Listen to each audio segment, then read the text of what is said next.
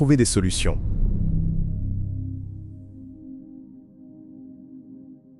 Zone d'exclusion. L'un des éléments essentiels est l'environnement dans lequel nous vivons. Le plastique est l'un des facteurs les plus importants de cette évolution. Les micro- et nanoplastiques ont désormais infiltré tous les coins de la planète. Mais leur répartition est loin d'être uniforme. Certaines régions accumulent des concentrations particulièrement élevées de particules de plastique. Et nulle part ailleurs, ce phénomène n'est plus prononcé que dans les océans. Chaque année, environ 11 millions de tonnes de déchets plastiques pénètrent dans l'océan. Équivalent d'une tour de guet entièrement en plastique qui plongerait dans la mer toutes les 8 heures, soit environ 1100 tours de ce type par an.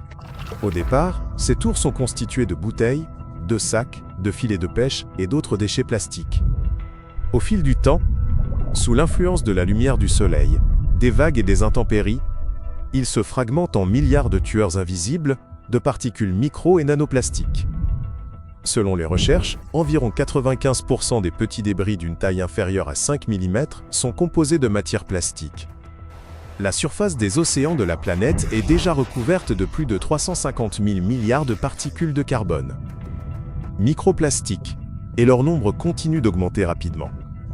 Cependant, les profondeurs des océans en contiennent d'innombrables trillions, formant un réseau invisible, mais néanmoins très dense. Énorme zone de contamination. Et ce n'est pas tout. La brise marine est devenue toxique. Lorsque les vagues se brisent à la surface de l'océan, elles génèrent d'innombrables bulles.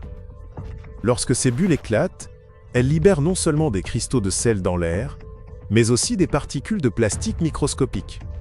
Portés par le vent, les micro- et nanoplastiques se dispersent sur la planète.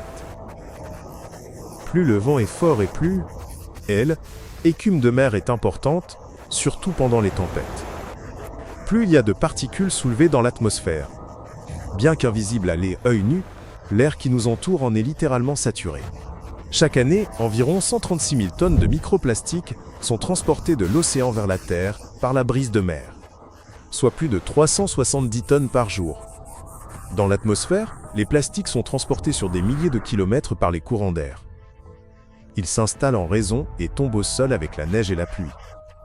Les côtes et les régions côtières sont les premières à en subir les conséquences. Lorsque les gens se rendent au bord de la mer, que font-ils pour se baigner, pour recevoir les rayons du soleil?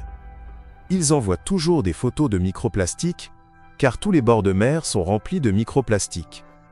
Une étude menée dans une ville côtière de l'Est de la Chine a révélé qu'une personne peut inhaler jusqu'à 1 million de particules microplastiques par an, simplement en passant du temps à l'extérieur.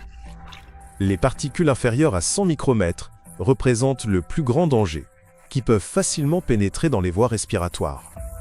Parce que la plupart des pays côtiers de la mer Méditerranée ne disposent pas de système de gestion des déchets appropriés. Ils rejettent donc une grande quantité de déchets plastiques dans la mer Méditerranée. C'est la première raison. La deuxième raison est que nous avons 2 fleuves ici, dans cette partie de la mer Méditerranée. Sayan et Javan, ces 2 fleuves font partie des 5 fleuves les plus polluants d'eau de la Méditerranée. Le recyclage fait de ces 2 rivières les cours d'eau les plus polluants de la mer Méditerranée. Ils transportent chaque année plus de 5000 tonnes de déchets plastiques dans la mer Méditerranée. C'est trop. Le littoral turc est également pollué à hauteur de 31 kg par kilomètre et par jour. Chaque jour, 31 kg de déchets plastiques atteignent cette côte sur 1 km de littoral. C'est trop. Imaginez qu'une bouteille en plastique pèse 10 ou 15 grammes. Vous pouvez imaginer le nombre de bouteilles en plastique qu'il y avait sur ces côtes. Le docteur Sarju Ganatra est cardio-oncologue et directeur du programme d'oncologie cardiaque à l'Institut de cardiologie de l'Université d'Helsinki, Lay Hospital and Medical Center. Il dirige des recherches à l'intersection de la médecine cardiovasculaire, l'oncologie et la durabilité environnementale. Selon son étude, qui a été présentée à l'Académie américaine de neurologie, le fait de vivre dans des zones côtières est associé à un risque accru d'incapacité cérébrale et de mobilité. La raison en est la forte concentration de microplastiques dans l'eau, l'air et le sol de ces pays. Région. Il est alarmant, vraiment, de constater que les personnes vivant près des côtes, la prévalence est plus élevée dans les eaux de mer où la concentration de microplastiques est élevée. Des taux plus élevés de diverses maladies cardiovasculaires, d'accidents vasculaires cérébraux, de diabète et d'autres conditions métaboliques, ainsi que la mobilité cognitive, les handicaps liés à l'autonomie et les capacités à vivre de manière indépendante, essentiellement, ou moins, dans cette population. Les chercheurs ont analysé les données de santé des habitants de 218 comtés côtiers des États-Unis. Comparé les rapports des CDC avec les niveaux de pollution environnementale par les microplastiques. Les résultats sont frappants. Les troubles de la mémoire et de la cognition sont 9% plus fréquents chez les personnes âgées. Les résidents des zones à forte concentration de micro- et nanoplastiques, par rapport à ceux des zones à forte concentration de micro- et nanoplastiques, avec de faibles concentrations. Les troubles moteurs étaient 6% plus fréquents. Les difficultés à prendre soin de soi, comme s'habiller ou maintenir son hygiène, étaient 16% plus fréquentes.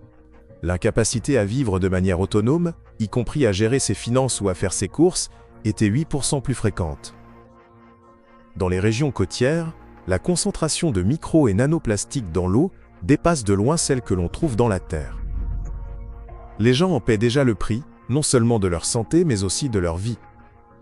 Dans une étude dirigée par le Dr Sarju Ganatra, les scientifiques comparent les régions présentant des niveaux élevés et faibles des émissions de gaz à effet de serre, la pollution microplastique.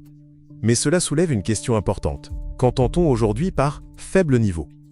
Pour répondre à cette question, examinons les chiffres. Le Dr Ganatra a défini un faible niveau de contamination comme une minuscule particule de plastique pour 200 baignoires remplies d'eau de mer. À première vue, cela peut sembler négligeable, mais lorsque cette particule unique se décompose, à échelle nanométrique, le nombre de particules augmente, mais pas par dizaines ou centaines, mais par des millions de fois. Faisons un calcul simple. Supposons que le volume d'une de ces minuscules particules de plastique soit d'1 millimètre cube. C'est à peu près la taille d'un grain de sable. Avec le temps, il se décompose en de nombreux petits morceaux. Maintenant, si nous supposons que cette microparticule unique se désintègre en fragments d'environ 100 nanomètres de diamètre, ce qui générerait environ 1000 milliards de particules. Et si leur taille diminue à 10 nanomètres, le nombre de nanoparticules est passé de 10 à 15, soit un quadrillion de nanoparticules toutes issues d'une seule et même microparticule. Qu'est-ce que cela signifie en pratique? Cela signifie que même un seul verre d'eau aussi propre, qui n'existe plus que partiellement, contiendrait potentiellement environ 5 millions de particules nanoplastiques. Pour le corps humain, après avoir bu un seul verre, au moins 5 millions de cellules seront placées dans le corps humain. À risque. Ce soi-disant faible niveau de contamination peut-il donc être considéré comme sûr? Chacune de ces 5 millions de particules pénétrant dans l'organisme peut déclencher une inflammation, provoque l'hypoxie et perturbe la communication entre les neurones. Il est à noter que ces effets ne sont pas toujours immédiatement perceptibles. Un léger mal de tête, une fatigue occasionnelle, de l'anxiété ou une difficulté à supporter le coût de la vie. Tous ces éléments peuvent être des signes précurseurs du déclin cognitif et des maladies neurodégénératives. L'invalidité et, en fin de compte, la mort. Ces symptômes sont particulièrement évidents chez les personnes qui vivent ou qui sont malades, passent beaucoup de temps près des régions côtières. La dégradation de leur état de santé est un signe avant-coureur. Le signe de l'Union européenne est le reflet d'une crise beaucoup plus large qui se déroule dans le monde entier. Vous souvenez-vous du professeur Gundogdu a déclaré que les pays côtiers de la Méditerranée ne disposaient pas d'un système adéquat de traitement des déchets. Batron d'arprité sejarfier les canis? Prité sejarfier kala, utritezik les condise. Oguma par pour Rodorovo dar pour Doingarigné, non plus que de microplastiques dans cette région, est environ 4 fois plus grand que l'océan Pacifique Nord. Ou, soit dit en passant, le grand océan Pacifique est plus grand que l'océan Pacifique Nord. Et localisé. Et en plus des 5 plaques de déchets invisibles déjà connues, des chercheurs ont identifié une 6e plaque de déchets cachée dans la mer Méditerranée. Il est qualifié d'invisible parce qu'il se compose essentiellement de microplastiques. Et contrairement à d'autres, les zones de déchets, qui sont au moins éloignées du littoral densément peuplé. Celle-ci est entourée de 21 pays. Il abrite près d'1 demi-milliard de personnes. On peut dire qu'il s'agit de la zone de déchets la plus dangereuse de la planète car c'est ici. Le plastique s'est déjà décomposé en petites tailles dangereuses pour la vie. Tous les habitants de la Méditerranée sont en permanence confrontés à un taux d'humidité extrêmement élevé. Concentration de micro-nanoplastiques. Il s'agit d'une zone extrêmement dangereuse qui aurait dû faire l'objet d'une surveillance particulière. Elle a été désignée depuis longtemps comme zone d'exclusion. Maintenant, rappelez-vous l'exemple de la batterie et imaginez comment le nombre de particules chargées est présente et la quantité d'énergie qui y est concentrée. C'est pourquoi la mer Méditerranée se réchauffe plus rapidement que le reste des océans de la planète. C'est très grave, parce que la Méditerranée joue un rôle clé dans la formation du climat de l'Europe dans les pays méditerranéens. Elle affecte le régime des eaux, la répartition des précipitations et même les écosystèmes de toute la région. C'est précisément ce réchauffement extrême, provoqué par les micro-nanoplastiques, qui est à l'origine de l'augmentation de la température de l'eau, qui intensifie les anomalies climatiques, les événements hydrologiques extrêmes et même les catastrophes naturelles. Dans toute la Méditerranée. Pendant ce temps, la quantité de micro-nanoplastiques continue d'augmenter à chaque minute qui passe.